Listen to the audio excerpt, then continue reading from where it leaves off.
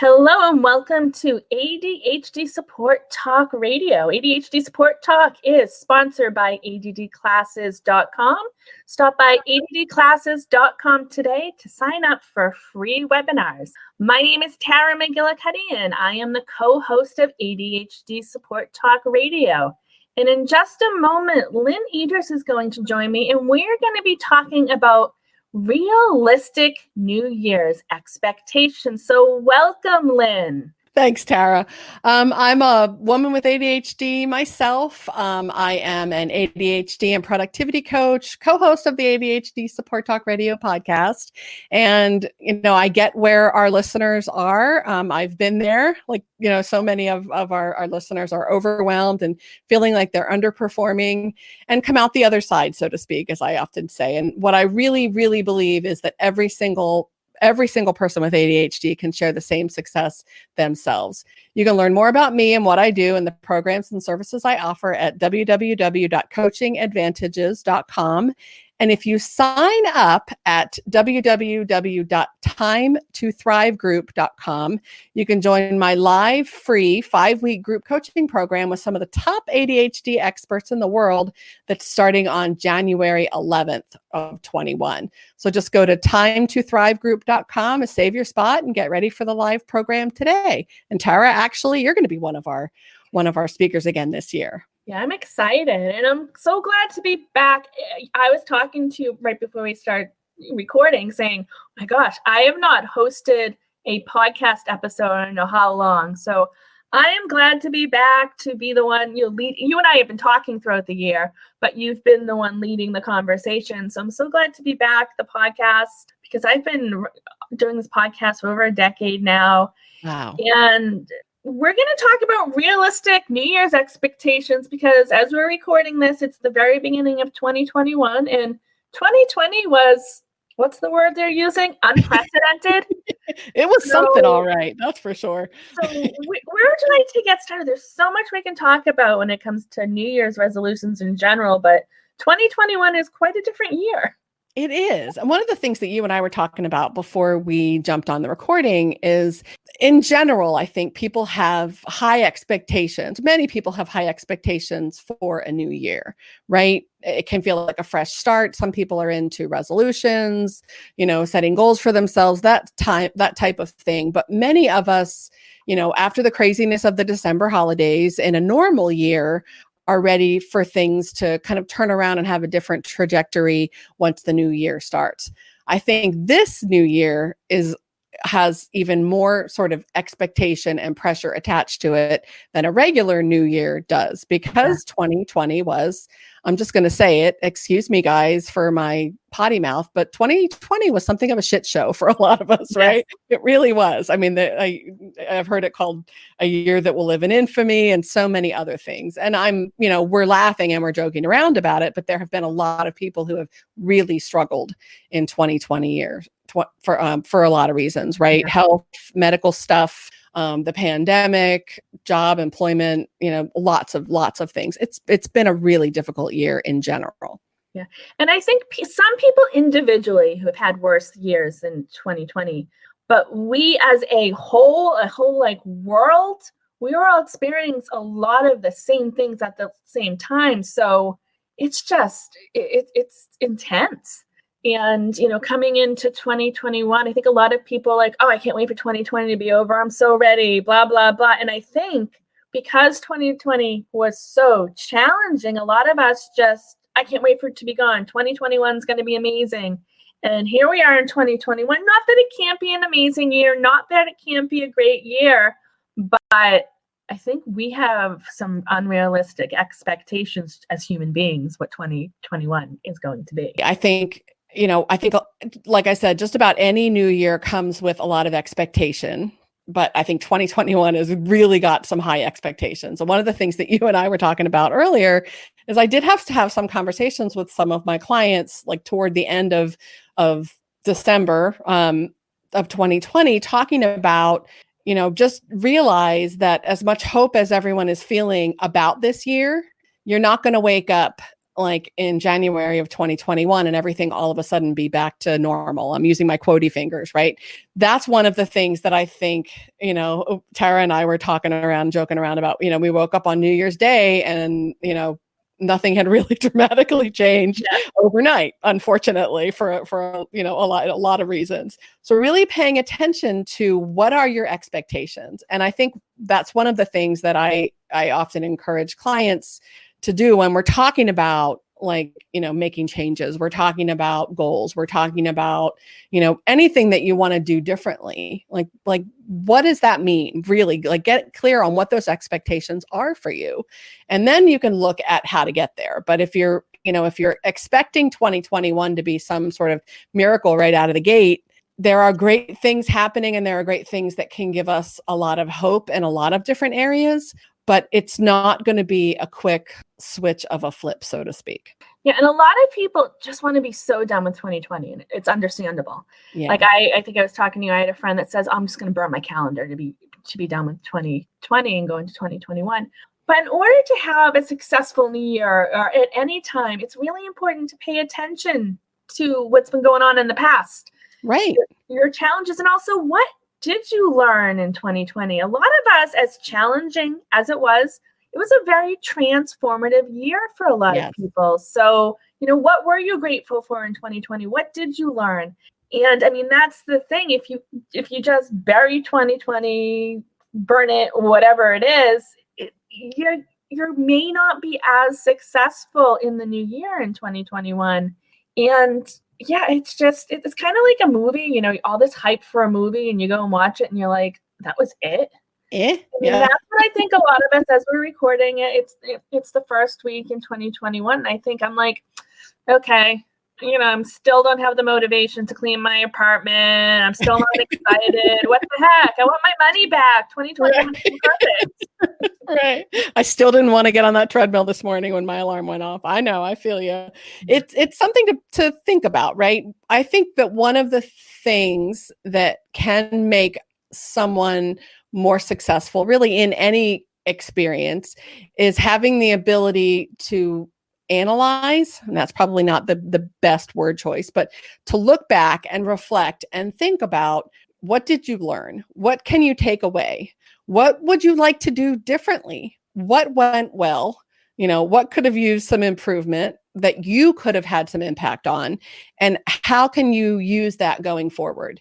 In coaching, we don't really like to dig too much at, reasons that you can beat yourself up or things that have gone wrong in the past. The usefulness of the reflection is in the learning and the application of what you can do differently going forward. So if you choose to just close the book on 2020 and not look back, your opportunity for learning something about yourself that could be better in the future, something you could do differently in the future, something that could make you more successful in whatever way you want to be more successful going forward, is going to be a little bit hampered. Yes. So I think if you really look at this pandemic, not that, I don't have my rose-colored glasses on, and yes, I absolutely understand that it has impacted different people in different ways, but there were some things that every single one of us can learn from this experience. And I think if we can look at it from that perspective and try to turn it into something that we could at least find a little tiny seed of something positive in it to carry forward, maybe there's a little bit of an opportunity there too. Yeah, and it's really important. And it was, like I had said before, it was transformative for a lot of us. I mean, some of us were like pretty much forced into transforming because, Right. You have to do things differently because the world just changed overnight for some of us. Right. So yeah, what did you learn? What was your big takeaway? What were you grateful for? And then starting out and moving that into 2021, what do you want this year? Realistically, I mean, as we're speaking, it's still winter. I know where I am, a lot of things are still closed down, but you can still have that reflection, that time alone, that to really think about, okay, what do I want when the world starts opening up, spring, summer, whenever it's going to be? What do you want more of? And like, I talked to you, I'm like, yeah, I'm an introvert. My life really didn't change that much from when everything shut down because I work from home. Right. It was March, and it wasn't quite, the world wasn't, it was still winter here. So but what I learned is I really like to go out, especially when I'm told I can't. I enjoy being with people. Right. It's I don't like being told what I can and can't do, which I mean, Sure. so Yeah. that's something to really think about. What do you want more of when, things get back to more normal for 2021? And what can you do now? What can you do now while Absolutely. we're still in that quiet time when we have less overwhelm for social things right now because we can't go out as much. So that's something to really look at too.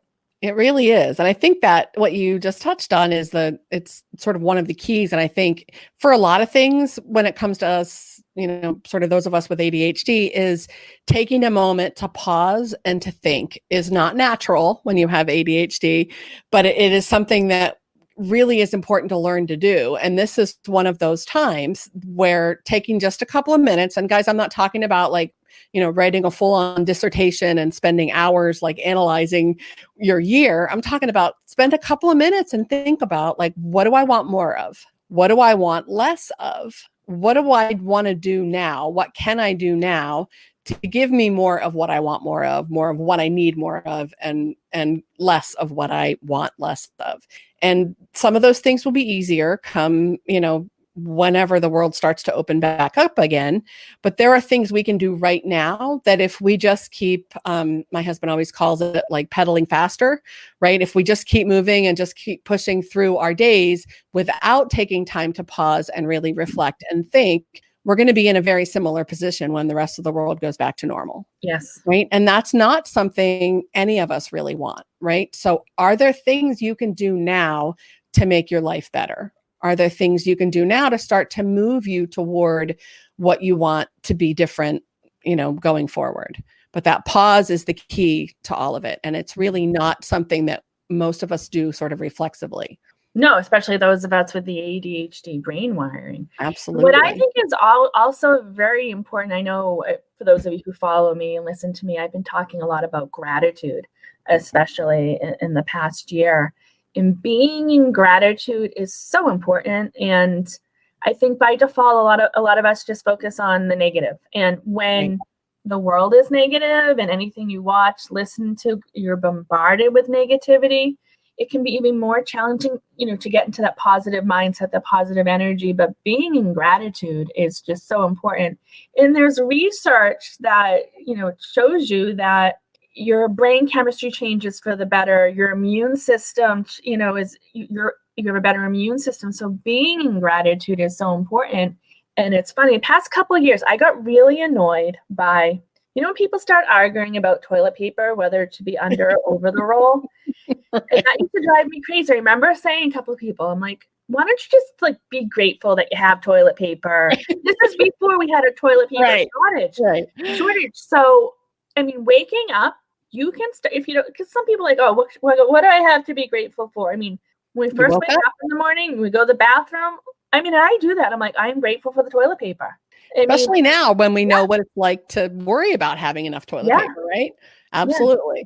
Because I know a lot of people like, oh, I don't want to do the whole gratitude thing because you had the big gratitude journal, gratitude lists, and those may or may not work, but just taking a few moments, like when you start your day. I mean, and I know it's kind of half kidding about the toilet paper, but that is something on that idea. And when you have ADHD and you're overwhelmed, and I was awful with Amazon boxes this year because in Walmart and whatever, because you couldn't go anywhere. So I was getting a lot of things delivered, and I had a mountain of boxes, and I was overwhelmed by it, and I just avoided them. And I'm like, wait a minute. The fact that I have those boxes, that is something to be grateful for, because I had the resources. I was able to get staples and things to my house. And I'm overwhelmed by the boxes. But if I take a few deep breaths, look at the box, and then I can still decide, okay, maybe I'll avoid them for another 3 weeks, or maybe I'll take one out to the dumpster. But it's stuff like that, like shifting your mindset, your energy, and gratitude is so important.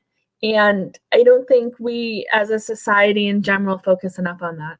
I agree 100%. I think it's an important way to end your day. And I think it's an important way to start your day. And it doesn't need to be a big thing, right? I was chuckling when you were talking about the gratitude journal. I tried that years ago, right? And I was a professional writer way back in the day. I love to write. But if I told myself that I had to journal for gratitude with, whatever, do my gratitude journaling every evening, it turned into a chore, right? And it get very long for it to fall by the wayside. So eventually that turned into, every night as I'm falling asleep, I think of 3 things I have to be grateful for. And sometimes the bar gets set a little lower than other times, right? I remember when my kids were little thinking to myself, well, I didn't burn down the house. Everyone was fed, even if it was just Easy Mac. And I survived another day, right? And of course, I always interject a little bit of humor and sarcasm, and that makes it a little bit easier for me. But they were still 3 things. And that habit of looking for those 3 things and building upon them makes a really big difference. Thinking of just one thing that you can appreciate or be grateful for in the morning sets a completely different tone for your day. And that is a big mindset shift, right? That's such an important thing to do. And it goes beyond just thinking or writing. It's like feeling it and being in that energy. Because I don't know about you, but when I write, that's my analytical brain a lot of the times. Or when I'm thinking and I'm getting frustrated because I can't think of the number of things, it uses a different part of the brain. So just having something, or if you have 80,000 things you're grateful for, that's fine. It's not about the number or the items or what it is. It's that feeling, that energy of gratitude. And you can't be in that feeling of gratitude and be overwhelmed, upset, whatever the other negative stuff at the same time. And like, we're not saying you have to do 30 minutes of meditation. We're talking about moments of gratitude, whether it's 30 seconds, 3 minutes, just breathe in and out and be in gratitude. So, and I started, because I like to talk, walk my walk, talk my talk and all that. And I've really, over the past year, really focused more on gratitude, and it's changed my life. Like I'm a bit more relaxed and happier, and my immune system's been pretty good this year, knock on wood. Knock on something, right? Yeah. And that's one of the things, I mean, the research is really clear on the physical and the cognitive impacts of a gratitude perspective, right? Learning to shift yourself into gratitude and to feel it. That's important. Like Tara said, that feeling the energy, feeling the feeling of gratitude, even if it's done with a smile or a sarcastic twinge, that's still an important shift. And there are changes in your neurochemistry that happen. There are changes in your body that happen as a result of that neurochemistry. And the research is really clear. It helps you be more resilient physically.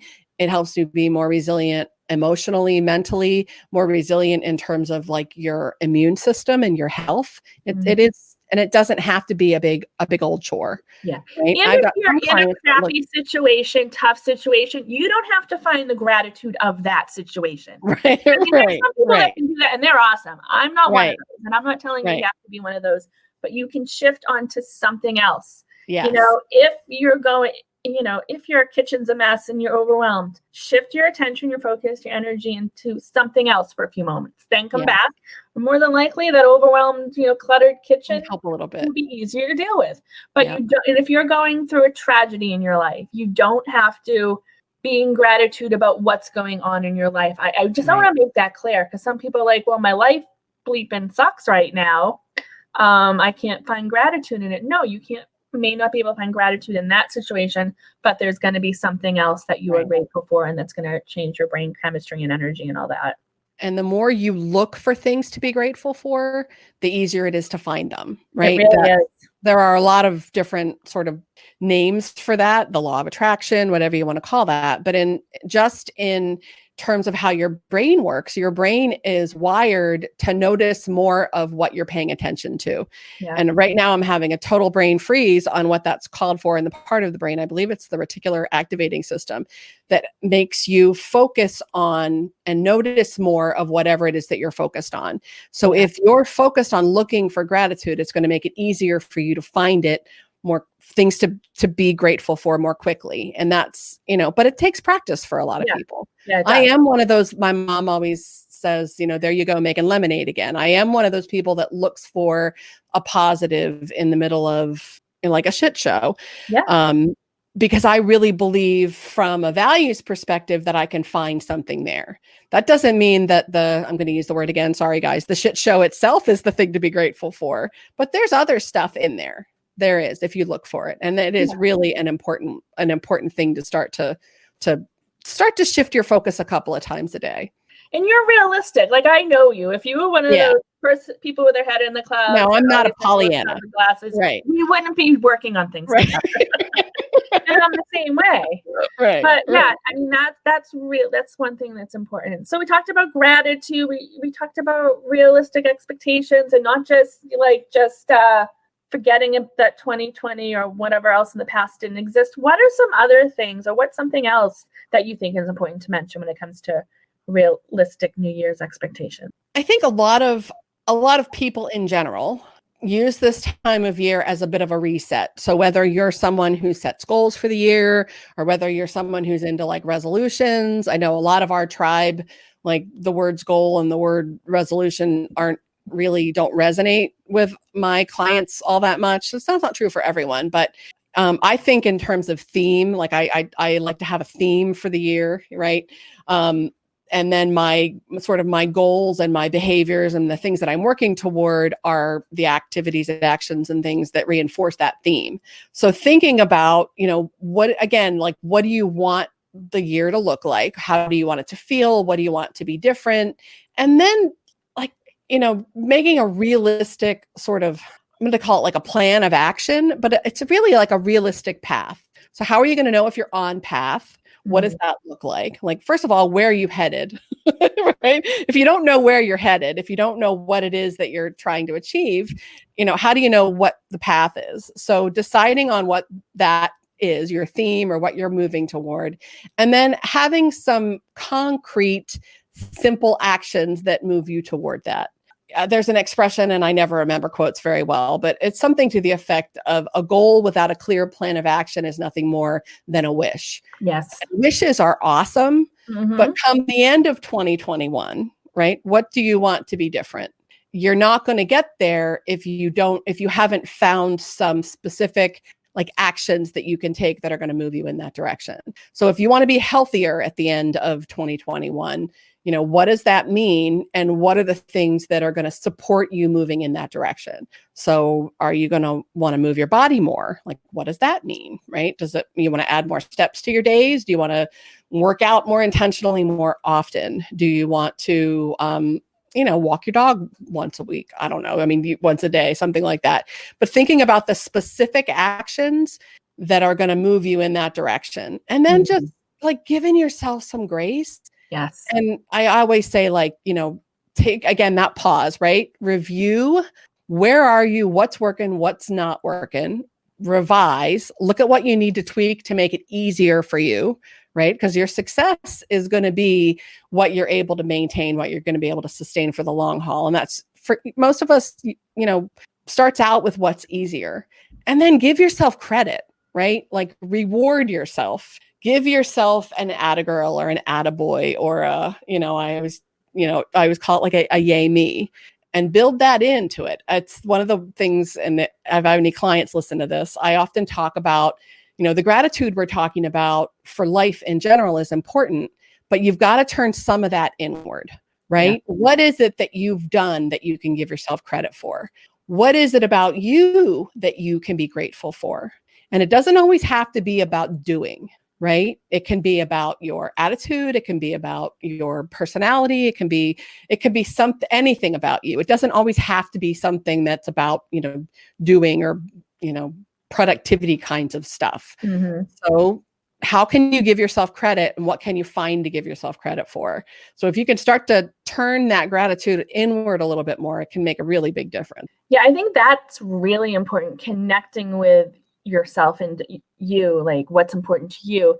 And even like before that, what I find very helpful for myself and clients and members and stuff is really connecting with your why.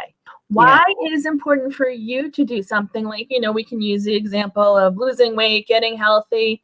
Why are you choosing to do that? Like, for some people, it might just be like, I want to feel better. For some people, the why might be like, I want to look good in a damn bathing suit come June. I mean, Right. each person is different. So understanding your own why and not just doing it because everyone else is doing it or to get it off your to-do list. So I think that's really important, is in addition to really understanding yourself and being grateful for things about yourself, is if you're choosing to make changes in 2021, resolutions, whatever you want to word it, what is the real reason behind that? When you've made your change, put yourself a little bit into the future. When you've completed it, made that change, how is that going to benefit you individually? I think is also very important.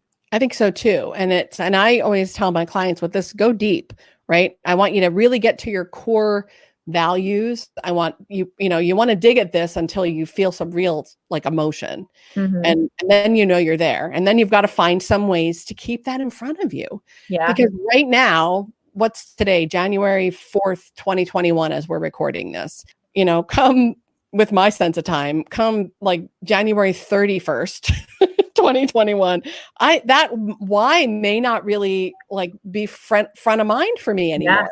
Right? I may have totally forgotten why I'm getting my ass out of bed 15 minutes earlier to get on the treadmill or whatever it is that I'm doing that supports that change that I'm looking to move toward. So finding ways to keep that in front of you. And I always like, revisit it as often as you can and come up with creative ways to keep those things in front of you. And that's why things like vision boards can be so helpful for some people. For some people, there, are other ways that you can sort of skin that cat or get that same cue, that same reminder of what your why is. But it's important that you keep it in front of you periodically so you reconnect with it and review it and revise it if you need to, right? Because your why may not even be the same come a few months down the road, it may not right? be. And that's okay. That's all part of the process. And that's one of the benefits for working with a coach individually or doing like a program like Time to Thrive, where when you're participating in something like that, you're being reminded of your whys, of the strategies, or not necessarily reminded, but you're becoming more aware of it. It's in your energy. It's in your face sometimes. Yeah. So that's really important. That clear connection between what you're doing and why you're doing it is really important, especially when you have ADHD, right? Yeah. When you have ADHD, you don't process the brain chemical dopamine the same way the rest of the world does, right? And dopamine is the brain chemical, the neurochemical that makes you feel feelings of motivation. It makes you feel feelings of reward for your behaviors. It reinforces the behaviors and the things you want more of. So dopamine is like the chemical that keeps you moving. And when you connect to your why, it gives you a dopamine boost. When you have ADHD and you're deficient in your dopamine processing, it's really easy to lose that juice. It's really easy to lose that motivation. It's really easy to lose that like feeling of reward that you had at the beginning. So it's really important for our tribe to connect what we're doing to why we're doing it very clearly and very tangibly. Yeah. It's a really good point. You might need to change your how you're being reminded or aware of your why. Like one day it might be a Post-it, 2 weeks later it might be an audio reminder. The next day it might be someone, a coach like Lynne, telling you. So like really, I don't know if bombard yourself with the whys, if bombard's the right word, but have it in your space as much as you can in as different ways as possible. And the different ways are important, right, Tara? I mean, that stuff becomes like wallpaper for us. Anybody with ADD understands what it's like to leave yourself a note or a reminder, and then just absolutely it disappears into the background like the wallpaper does after a period of time. So you've got to plan for that, right? And come up with ways to, surprise yourself or to. I always joke around with my ADHD. I surprise myself all the time. Like I can set a reminder for myself and then have it come up months down the road and be like, wow, that's cool. Something unexpected, or hide something from myself. I do that all the time. Hide something from myself so that I will encounter it at some strange random point in the future. But then it becomes a positive surprise. So that the bookmark in the book that I, hadn't even started yet, that is a miniature version of my vision board, is going to be really impactful for me when I catch it and it catches me sort of off guard down the future. So it's like finding $10 in your coat pocket. You haven't worn in a year. Absolutely. Bonus. So Well, Lynne, Awesome. we are actually getting towards the end of today's episode. Before we end, do you have any final thoughts you'd like to leave with people? Sure. I think that the theme of finding things to be grateful for is really important, especially right now. And as you're looking for things, for which to be grateful, making sure some of that is turned inward, making sure some of that is kind of aimed at you, right? What is it about you and about who you are that you can be grateful for? I think that alone makes a really big difference in how we feel about ourselves. Yeah, and I know you're the co-host and you're doing more episodes than I do, but how can people get in touch with you? So you can learn more about me and contact me through my website. It's www.coachingadvantages.com. And yeah, I want to thank you. I'm so glad we started off the new year and we were able to get this episode recorded. So I want to thank everyone for listening. And you can learn more about the services I offer by going to McGillicuddy.com. Thanks so much for listening, everyone. Thanks, Tara. And don't forget to join us in the ADHD Support Talk Radio Facebook group. Yes.